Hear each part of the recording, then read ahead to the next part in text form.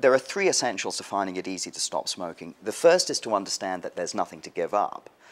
If there were any genuine benefits to smoking, they'd be plastered all over the pack, or you could call a tobacco company and ask them to name these benefits. So there's nothing to give up. In fact, far from losing something, when you quit smoking, you're actually taking control of your life back. And I think that many smokers feel that for the first time, as a non-smoker, they can really build their lives around the things that are important: friends, family, health, happiness, freedom, these kinds of things. Secondly, that while physical withdrawal from nicotine does exist, the reality is that smokers sleep through physical withdrawal from nicotine every single night when they go to bed, and it's so mild that it doesn't even wake them up.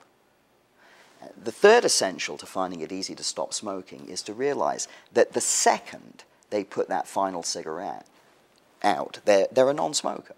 They're not a smoker in recovery, or they're a non-smoker. The only challenge they have left is to be a happy non-smoker, and that's really what this program's all about.